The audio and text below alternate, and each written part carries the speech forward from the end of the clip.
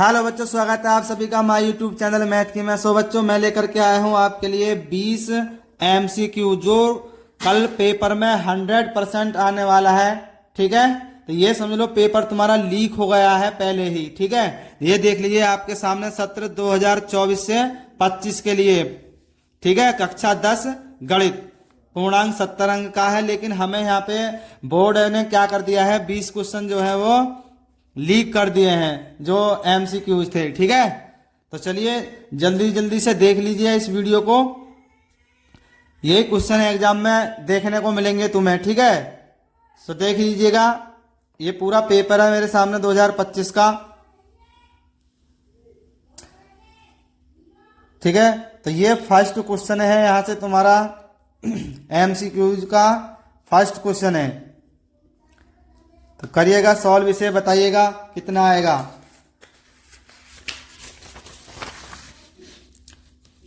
देखिए हमारे पास क्या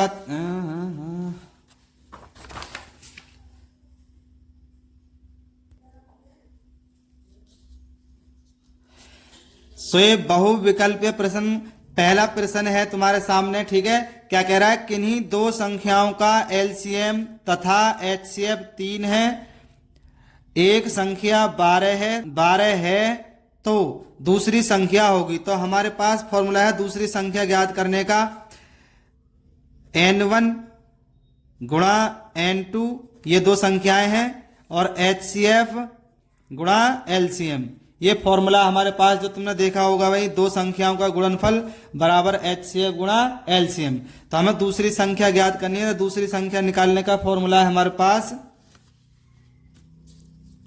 N/2 बराबर HCF गुणा LCM बटे क्या जाएगा N1।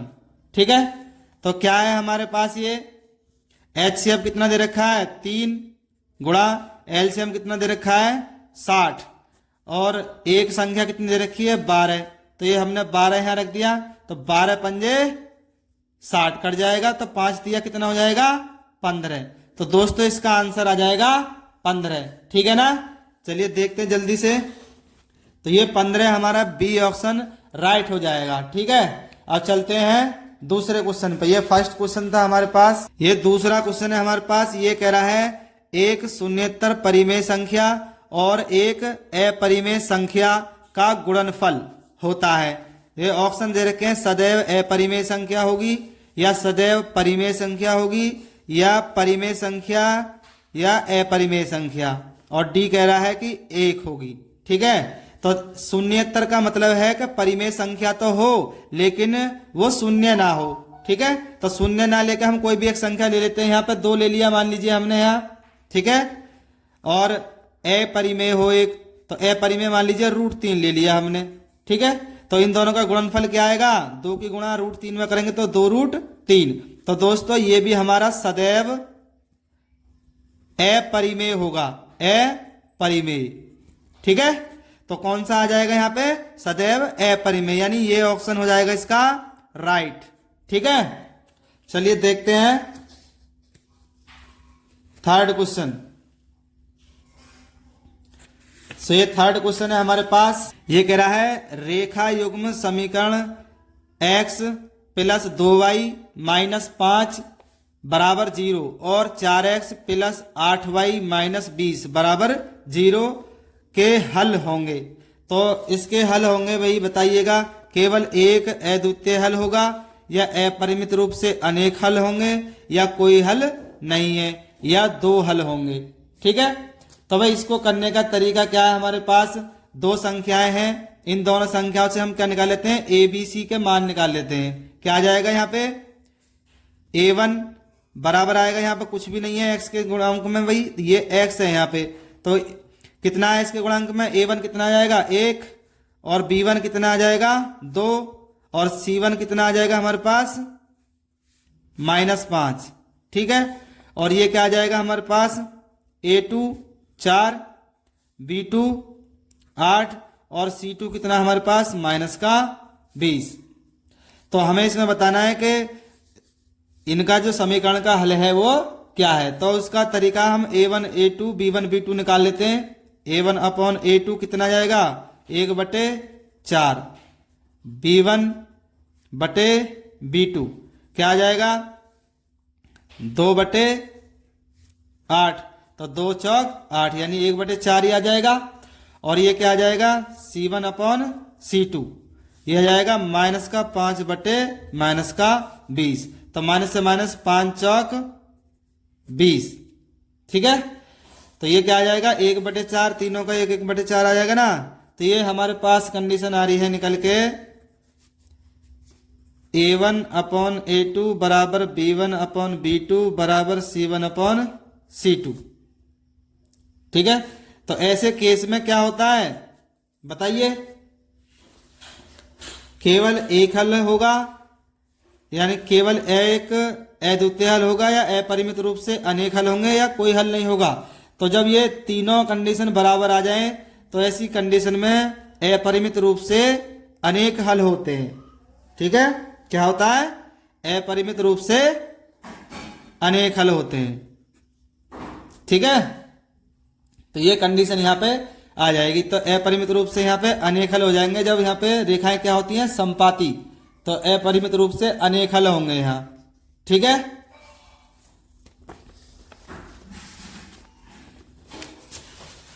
क्वेश्चन नंबर 4 देखते हैं भाई। क्वेश्चन नंबर 4 कह रहा है वह सबसे बड़ी संख्या जिससे 70 और 125 को विभाजित करने पर क्रमशः शेषफल 5 और 8 प्राप्त होता है। तो ठीक है, देखते हैं इस क्वेश्चन को भी किस तरीके से करते हैं। दो संख्याएं दे रखी हैं, सबसे बड़ी का मतलब है यहाँ पे हमको में से ज्ञात करना है, लेकिन उनका शेषफल कितना आ रहा है 5 और 8। तो हम क्या करते हैं यहाँ पे 70 माइनस 5, इस तरीके से करने का तरीका है भाई। ये आ जाएगा 65 और 125, इसमें से हम 8 घटाएंगे, शेषफल को इस तरीके से घटा लेते हैं, तो ये आ जाएगा 117। अब 65 का और 117 का हम में से निकाल लेते हैं, तो 65 का कितना आ जाएगा 5 गुणा 13, 13 पंजे 65, और 117 का आ जाएगा तुम्हारा कितना 13 निम्मा 117, 3 तिया 9 गुणा 13, ठीक है। तो इसका HCF जब हम निकालते हैं तो जो दोनों में होता है उसी को तो लेते हैं, तो क्या है ये 13, तो इसका आंसर आ जाएगा 13। चलिए देखते हैं कौन सा ऑप्शन राइट है। तो ये ऑप्शन हो जाएगा पहला, ठीक है, पहला ही ऑप्शन यहाँ पे राइट हो जाएगा। अब देखते हैं क्वेश्चन नंबर 5। क्वेश्चन नंबर 5 यहाँ पे कह रहा है 3 के प्रथम 5 गुणजों का योग, 3 के प्रथम 5 गुणजों का योग क्या होगा। तो हम यहाँ 3 का टेबल पढ़ देते हैं। क्या आएगा 3, 3 दूनी 6, 3 तिया 9 डॉट डॉट, आखिर में आएगा 5 तक कह रहा था, 3 पंजे 15, ठीक है। तो इस तरीके से यहाँ पे हम AP बना लेते हैं इससे, ठीक है। 3 के प्रथम 5 गुणजों का योग हमसे पूछा है, तो 3 दूनी 6, 3 तिया 9 और 3 पंजे 15 आखिर में। तो यहाँ पे A बराबर 3 आ जाएगा और D बराबर कितना आ जाएगा 6 माइनस 3, यानी कितना आ जाएगा 6 में से 3 गए तो 3 ही आ जाएगा DB। और N कितना हमारे पास 5, ठीक है, और L कितना हमारे पास 15। ये अंतिम पद हो गया ना हमारे पास 15, ठीक है। ये सारे मान निकाल लिए हमने।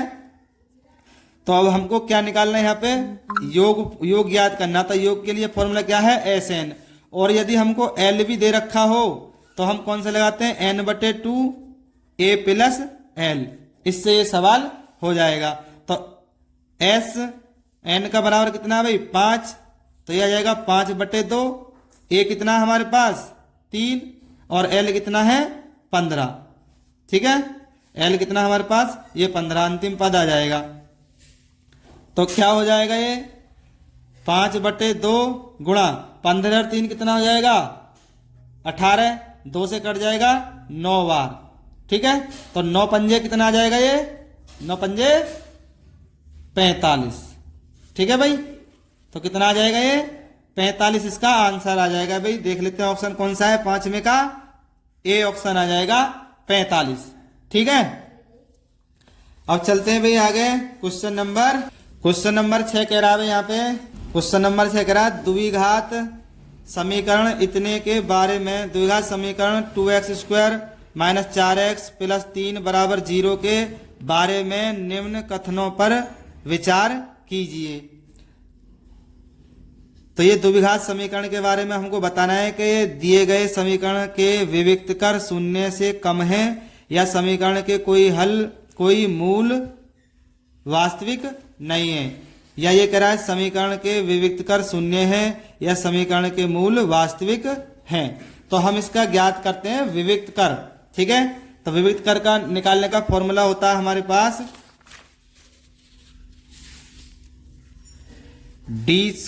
d बराबर b² - 4ac। ठीक है, तो हम देख लेते हैं यहाँ पे b का मान कितना आ जाएगा हमारे पास -4। ठीक, यानी लिख लेते हैं हम यहाँ को a का मान कितना है 2 और b का मान कितना हमारे पास -4 और c का मान कितना हमारे पास 3। ठीक है,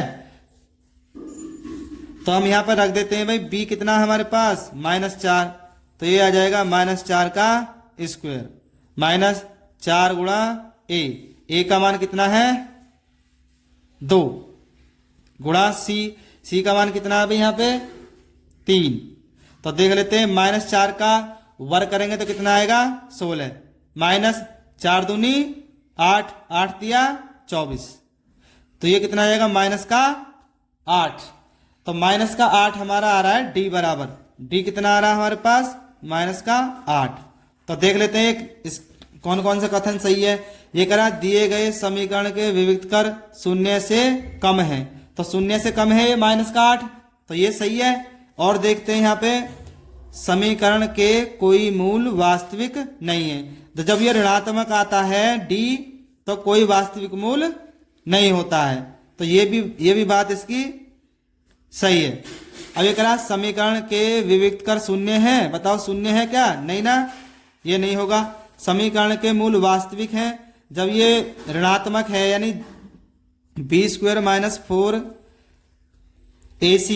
b² - 4ac का मान जब 0 या 0 से बड़ा आता है तो वास्तविक मूल होते हैं। ठीक है, तो ये दोनों राइट हो जाएगा फर्स्ट और सेकंड, तो ए ऑप्शन यहाँ पे सही हो जाएगा, फर्स्ट और सेकंड सही हैं।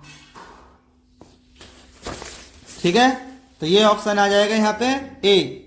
भाई समीकरण दिए गए समीकरण के विविक्त कर शून्य से कम है, बिल्कुल सही बात है, और समीकरण के कोई मूल वास्तविक नहीं है, बिल्कुल सही बात है, क्योंकि यहाँ पे हमारा डी आ रहा है -8।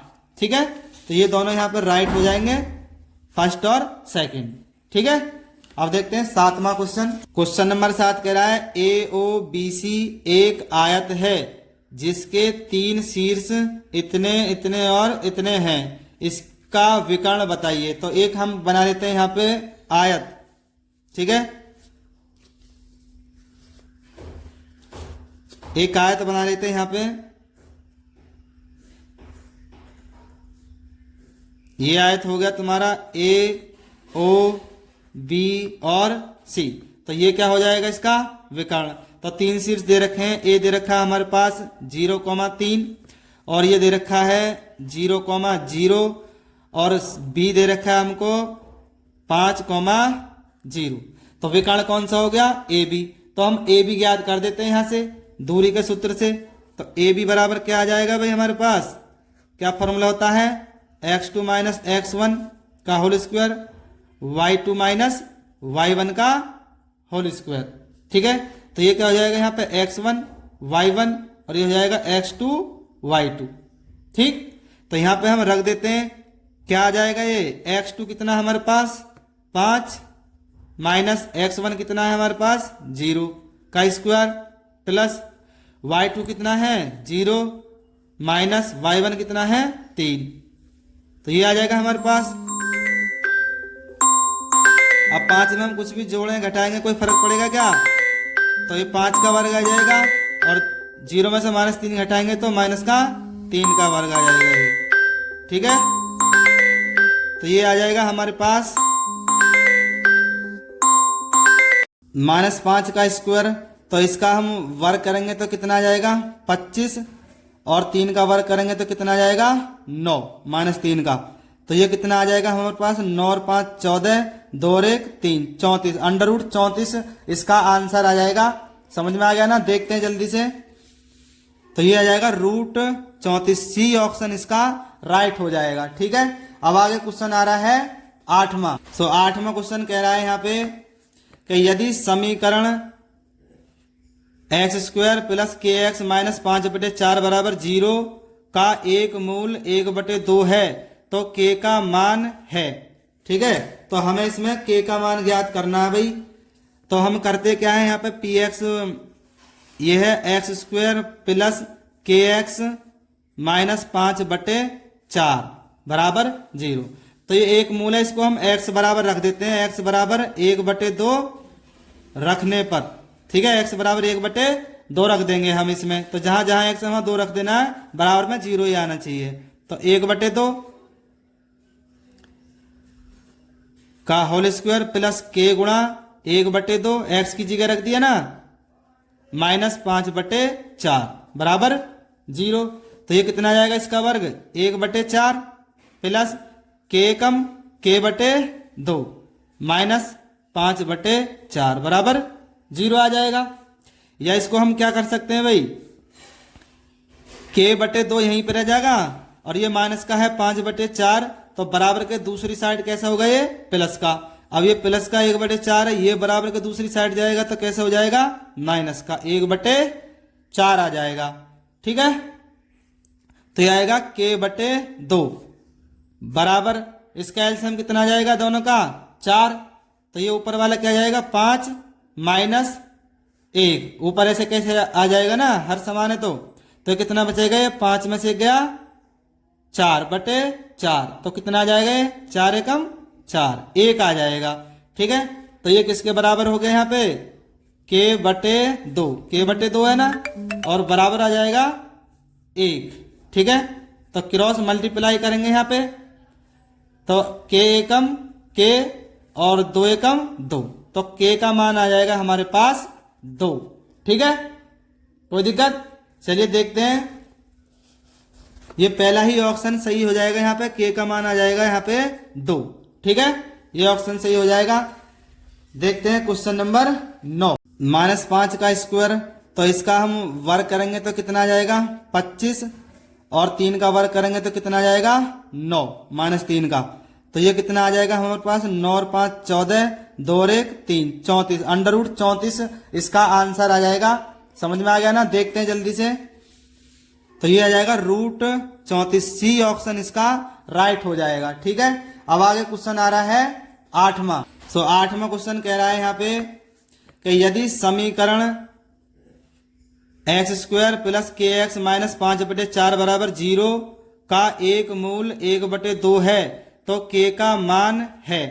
ठीक है, तो हमें इसमें के का मान ज्ञात करना है भाई।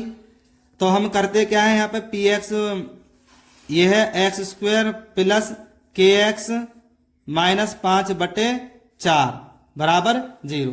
तो ये एक मूल है, इसको हम x बराबर रख देते हैं, x बराबर 1/2 रखने पर। ठीक है, x बराबर 1/2 रख देंगे हम इसमें। तो जहां जहां x वहां 2 रख देना है, बराबर में 0 ही आना चाहिए। तो 1/2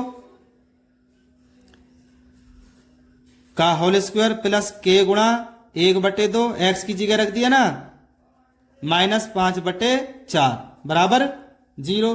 तो ये कितना आ जाएगा इसका वर्ग 1/4 प्लस के कम k/2 माइनस 5/4 बराबर 0 आ जाएगा। या इसको हम क्या कर सकते हैं भाई, k/2 यहीं पर रह जाएगा और ये माइनस का है 5/4, तो बराबर के दूसरी साइड कैसा होगा ये प्लस का। अब ये प्लस का 1/4 है, ये बराबर के दूसरी साइड जाएगा तो कैसा हो जाएगा माइनस का 1/4 आ जाएगा। ठीक है, तो ये आएगा k/2 बराबर इसका एलसीएम कितना आ जाएगा दोनों का 4। तो ये ऊपर वाला क्या जाएगा 5 माइनस 1, ऊपर ऐसे कैसे आ जाएगा ना, हर समान है। तो कितना बचेगा, ये 5 में से गया 4/4, तो कितना आ जाएगा ये 4 एकम 4, 1 आ जाएगा। ठीक है, तो ये किसके बराबर हो गया यहाँ पे के बटे 2, के बटे 2 है ना, और बराबर आ जाएगा 1। ठीक है, तो क्रॉस मल्टीप्लाई करेंगे यहाँ पे, तो के एकम के और 2 एकम 2, तो के का मान आ जाएगा हमारे पास 2। ठीक है, कोई दिक्कत? चलिए देखते हैं, ये पहला ही ऑप्शन सही हो जाएगा। यहाँ पे के का मान आ जाएगा यहाँ पे 2। ठीक है, ये ऑप्शन सही हो जाएगा। देखते हैं क्वेश्चन नंबर 9। ये कह रहा है 2 त्रिभुज समरूप होते हैं। कब होते हैं 2 त्रिभुज समरूप? मैं बता देता हूं भाई, यदि इनके संगत कोण बराबर हों, बिल्कुल सही। इनकी संगत भुजाएं एक ही अनुपात में होती हैं, ये भी सही है। ठीक है, इनके संगत कोण बराबर होते हैं और इनकी संगत भुजाएं एक ही अनुपात में होती हैं। ठीक है, तो ये आ जाएगा यहाँ पे भाई, इसका ये क्वेश्चन सही हो जाएगा, उपयुक्त दोनों। तो ये दोनों सही है, तो इसके लिए सी आंसर हो जाएगा ये इसका। ठीक है, ये तो स्टेटमेंट सही है दोनों, यानी तो ये सी उपयुक्त, ये राइट आंसर होगा इसका, उपयुक्त दोनों, क्योंकि ए और बी इसमें दोनों आ रहे हैं। ठीक है, देखते हैं भाई क्वेश्चन नंबर 10। तो क्वेश्चन नंबर 10 कह रहा है यहाँ पे, यदि एक समकोण त्रिभुज एबीसी में कोण सी 90 अंश, एसी 3 सेंटीमीटर और बीसी 4 सेंटीमीटर है, तो बिंदु सी से जाने वाली माध्यिका की माप है। तो भाई हमें एक त्रिभुज बनाना है यहाँ पे,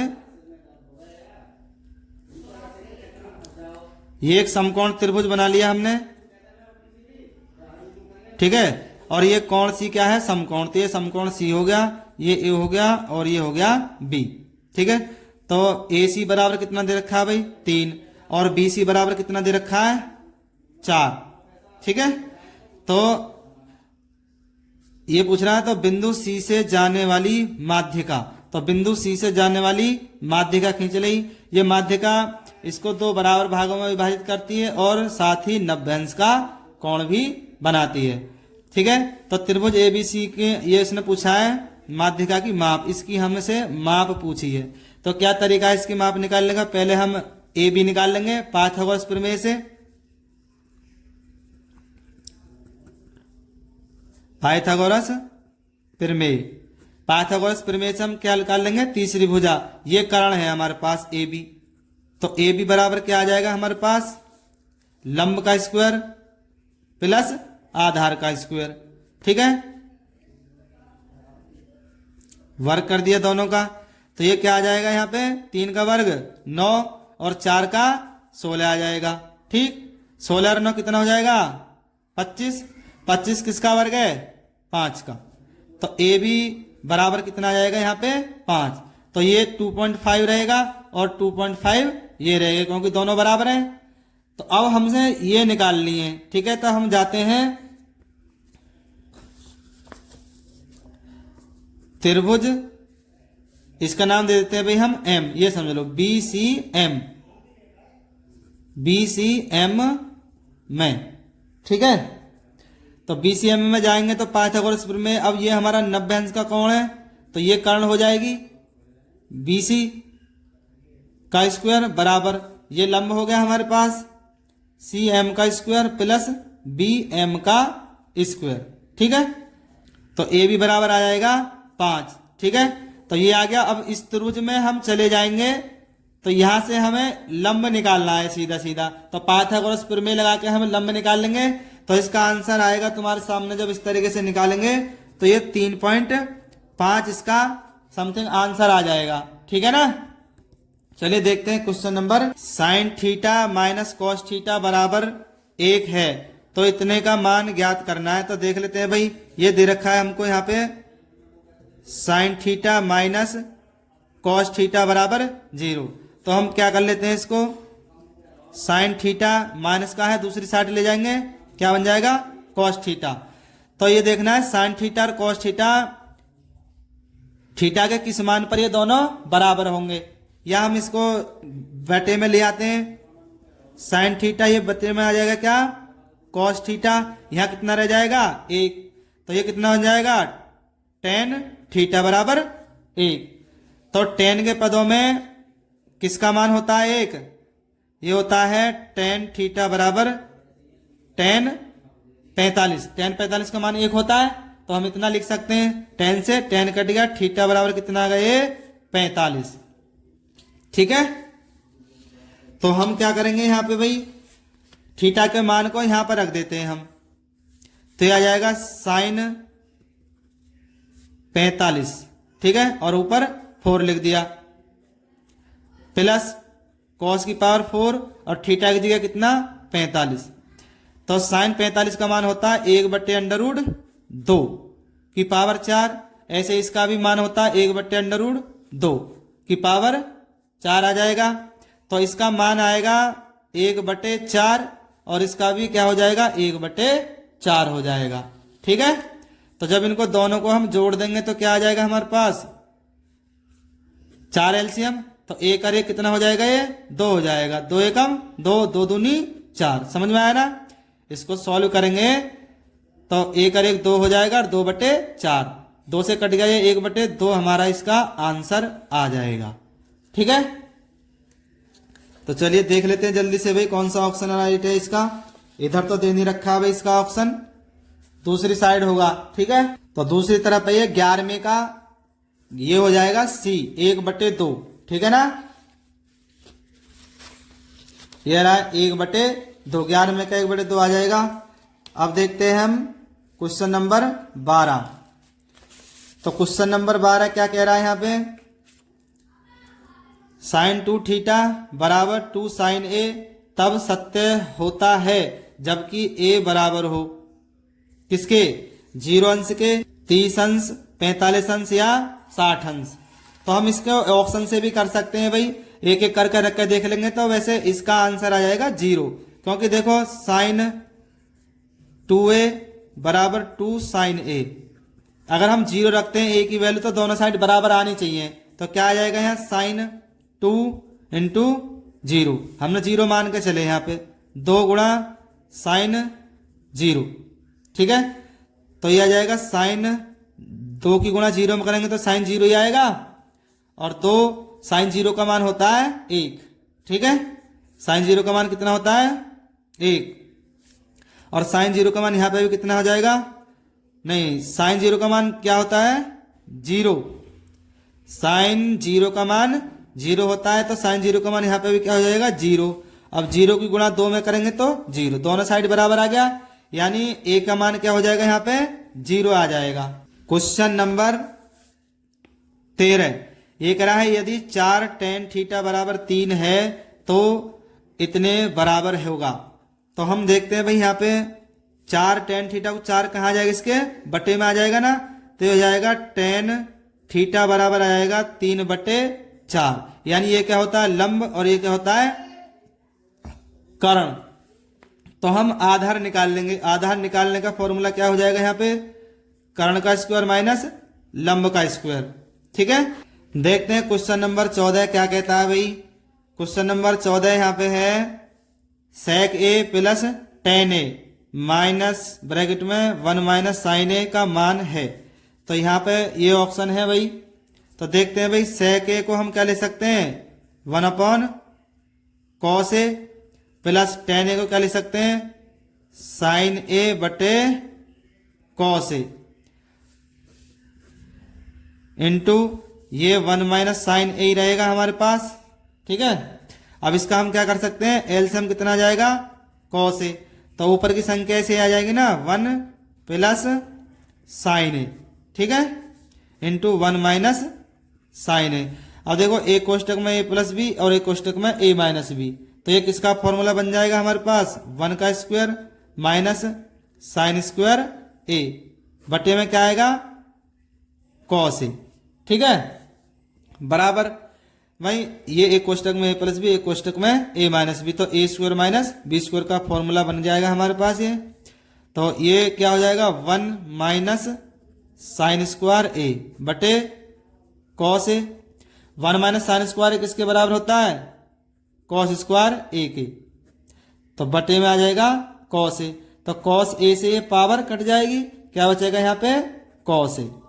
ठीक है, तो इसका आंसर क्या आ जाएगा cos ए, डी ऑप्शन हमारा बिल्कुल राइट हो जाएगा एकदम। ठीक है, कोई दिक्कत। चलिए चलते हैं जल्दी से क्वेश्चन नंबर 15 पर। क्वेश्चन नंबर 15 में कह रहा है यदि त्रिज्या r सेंटीमीटर वाले एक वृत्त के एक त्रिज्याखंड का कोण थीटा है तो त्रिज्याखंड का क्षेत्रफल होगा। तो त्रिज्याखंड का क्षेत्रफल का फॉर्मूला हमें बताना है खाली बस। तो ये ऑप्शन इसका पहला राइट हो जाएगा, थीटा बटे 360 पाई r स्क्वायर। ठीक है, ये ऑप्शन राइट हो जाएगा। चलते हैं आगे क्वेश्चन नंबर 16।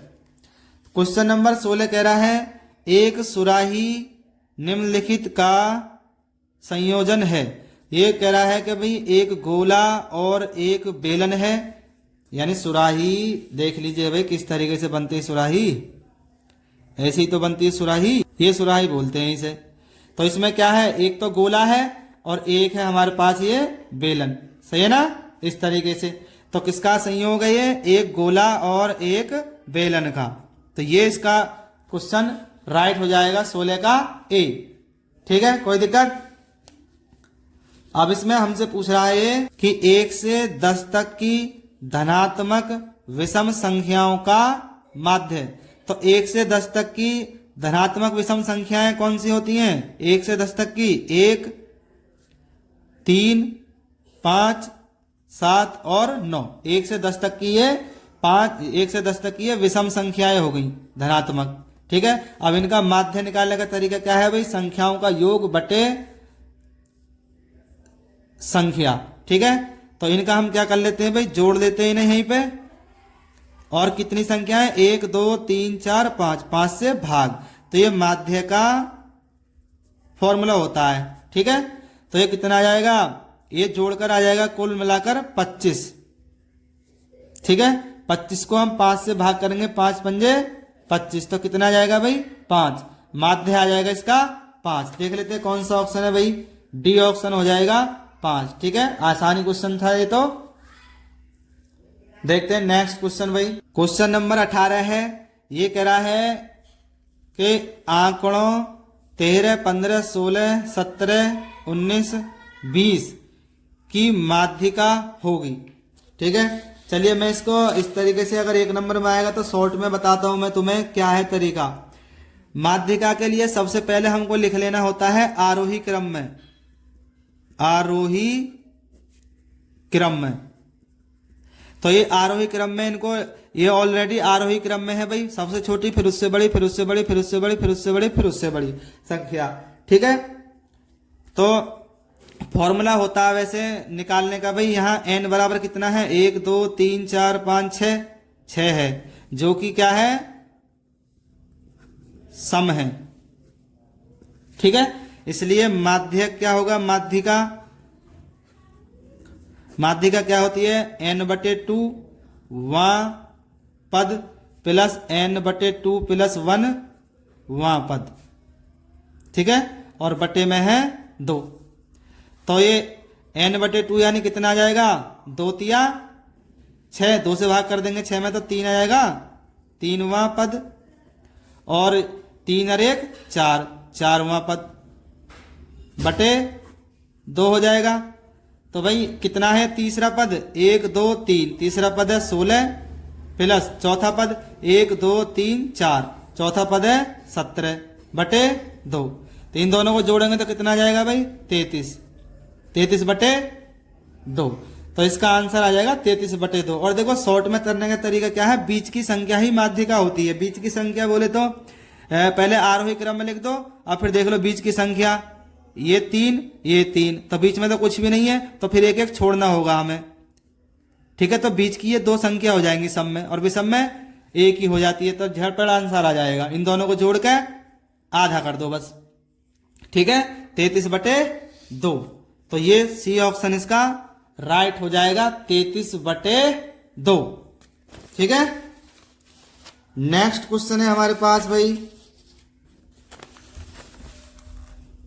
Question number 19। ये कह रहा है यहाँ पे यदि कुछ प्रेक्षणों का माध्य 27 तथा बहुलक 45 है तो माध्यिका होगी। ठीक है जी, तो हमारे पास इसके लिए एक फॉर्मूला होता है। वो फॉर्मूला क्या है भाई, देख लो जल्दी से, 3 गुणा माध्यक 3 गुणा माध्यिका बराबर बहुलक प्लस 2 माध्य। ठीक है, 2 माध्य हो गया। अब हमारे पास क्या दे रखा है, माध्य दे रखा है और बहुलक, तो हमें माध्यिका ज्ञात करनी है। तो 3 गुणा माध्यिका बराबर बहुलक कितना है भाई 45 प्लस 2 गुणा माध्य कितना है हमारे पास 27। ठीक है, तो ये कितना आ जाएगा 45 प्लस 27 दूनी 54। तो ये कितना जुड़ कर कितना हो जाएगा 5 और 4 9 और 5 और 4 9। तो 3 गुणा माध्यिका। ठीक है, तो 3 से इसको काट देंगे ना, 3 तिया 9 3 तिया 9, तो कितना आ जाएगा 33 आ जाएगा भाई। ठीक है, 33 देख लेते हैं क्या है, इसी फॉर्मूले से होगा, ये कर लेना आराम से। ये ऑप्शन हो जाएगा यहाँ पे बी ऑप्शन। ठीक है, बी ऑप्शन एकदम राइट हो जाएगा। लास्ट एंड फास्ट क्वेश्चन देखते हैं भाई 20वां। ठीक है, तो 20वां क्वेश्चन क्या है हमारे पास, जब एक पासे को फेंका जाता है तो 3 से छोटी एक विषम संख्या आने की प्रायिकता। तो पासे पर कितने से कितने तक अंकित होता है भाई 1 2 3 4 5 और 6। ठीक है, तो 3 से छोटी कौन कौन सी संख्या होंगी विषम, 3 से छोटी एक विषम संख्या। तो 3 से छोटी 2 संख्याएं हैं, जो कि विषम संख्या क्या है 1 है, खाली विषम संख्या कितनी है 1। तो नीचे फॉर्मूला क्या है प्रायिकता निकालने का भाई, टोटल लिखते हैं नीचे कितना है 1 2 3 4 5 6, नीचे तो लिख दिया 6। और कितनी विषम संख्याएं हैं 1, तो हमने लिख देंगे ऊपर 1। तो ये कितना आ जाएगा 1/6 इसका आंसर आ जाएगा। ये हो जाएगा यहाँ पे 1/6 राइट। ठीक है, तो ये वीडियो अपने दोस्तों को भी शेयर कर दो, 20 नंबर पक्के कर लो, बिल्कुल तुम्हारे 20 नंबर इससे पक्के हो गए आप। ठीक है, तो जाइएगा एग्जाम में, बेस्ट ऑफ लक। और वीडियो अच्छी लगी हो दोस्तों तो वीडियो को लाइक करें, और चैनल पर नए हैं तो इस वीडियो को प्लीज सब्सक्राइब कर दें। बहुत बहुत धन्यवाद।